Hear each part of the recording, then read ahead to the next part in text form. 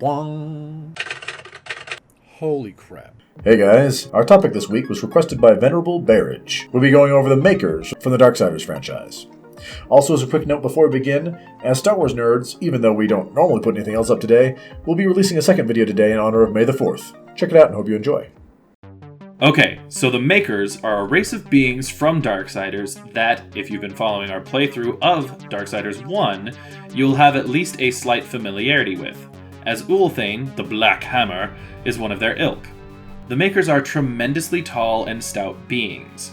While there's no official height given that we can find for the Makers or anyone else in the series, they tend to be on average roughly twice as tall as the player character, whether that be War or Death, who are both of similar heights and are about a head to half a head taller than a human. Personally, we tend to think that the Makers are about 10 feet tall, with the men often being almost that length, again wide at the shoulders, and even the women being quite large. The two we've seen in Darksiders 2 still being at least half again Death's size, and that's just with muscle and bone structure. No beast maker has ever been shown. As one might guess, based upon their appearance, the Makers have been shown to possess tremendous strength and durability, moving enormous objects, flinging full-sized cars with ease, and even naturally wielding weapons or opening doors of such weight and mass that War would need a magical gauntlet in order to handle. They're also exceptionally hardy, with one Maker, Thane, in Darksiders 2, acting as a series of combat trials for Death and being an absolute damage sponge during those bouts, and another, presumably more powerful Maker, Ulthane, being so resilient that War's Chaos form was required to so much as put a scratch on him. Though it's possible that this comparison could have more to do with War's weakened state in comparison to Death's nearly full power, rather than Ulthane being that much more powerful than Thane. Though these are only two examples, everything else about the Makers has tended to be generally true across the board. As such, we presume that their strength and resilience are also a fairly standard racial trait. While their size and physical might are the most immediately obvious traits that the Makers possess, the thing that Makers are actually most known for is, well, the making of things. The Makers are Darksiders' answer to the Dwarves found in most fantasy settings. In most settings where Dwarves exist, they are known to be stout, long-lived, expert craftsmen. They're also known for being shorter than the average human, but hey, nothing says that Scottish, magic, long-lived silversmiths have to be under the 4-foot mark. The Makers have a singular gift for forging and creation. Such are their skills that one of their number was able to reforge 6 of the 7 seals of the Apocalypse before the crime of their early destruction could be discovered. Additionally, considering other relics in the Makers' creation resume, it's not out of the question to consider the possibility that one or more Makers forged the original 7 seals in the first place. The Makers have created vast fortresses for both heaven and hell. They have forged weapons of incredible strength and power. Golems that have weathered millennia have been wrought by their hands, and indeed, worlds themselves have had their foundations laid by the likes of Elder Idard. Makers even possess the ability to create life itself, not in the standard biological way, with the creation of the Nephilim race being indirectly made possible by the Makers, as Lilith, an ancient and powerful demon, learned how to create life from a Maker, and then put that knowledge to use in creating the Nephilim. An especially long-lived race, the Makers, as a people, are among the eldest of the Old Ones. Old One in Darksiders terminology is simply a catch-all term for any being that predates the creation of the First and Second Kingdoms, Heaven and Hell respectively. While we don't have any firm numbers, we know that the real-time history of Earth has taken place in the Darksiders continuity, from start to finish, as the apocalypse has happened by the beginning of the first game. That's several thousand years, no matter who you ask, and the forces of heaven and hell have been waging war for eons even before that.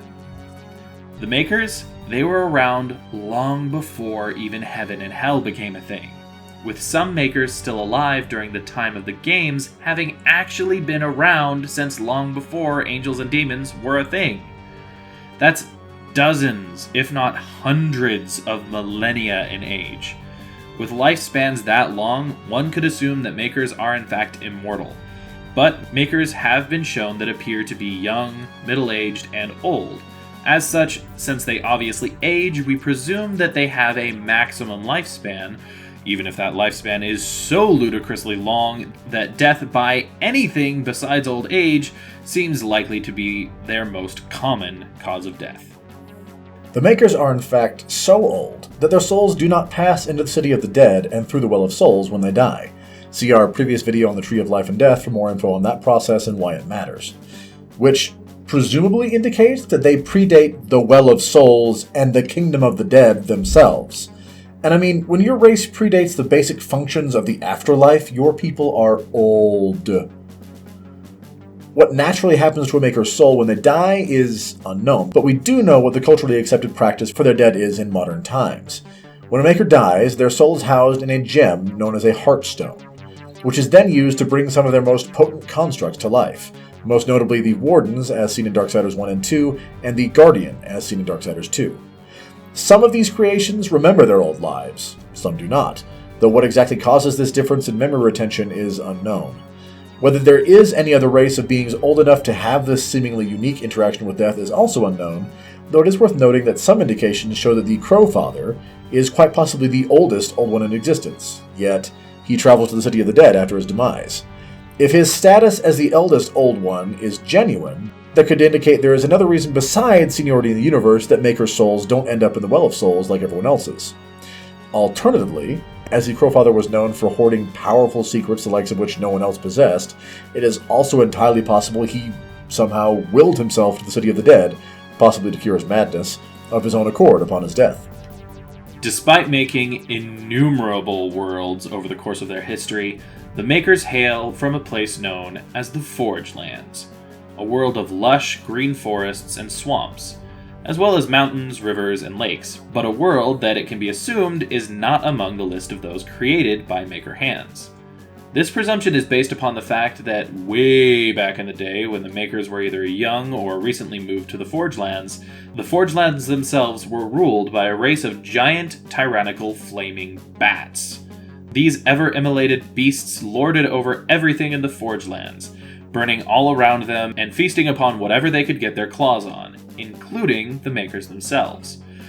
And it seems unlikely that the Makers would intentionally create a world to live on that was also home to giant deadly beasts bent on making meals out of them. Over time, the Makers eventually put their fiery flaming rodents down, all but wiping them from existence, before going on to establish their own dominion of the realm, and transforming the Forge Lands into the more idyllic setting we're familiar with by the time of Darksiders 2. And that's basically the Makers, the giant magic dwarves of the Darksiders franchise.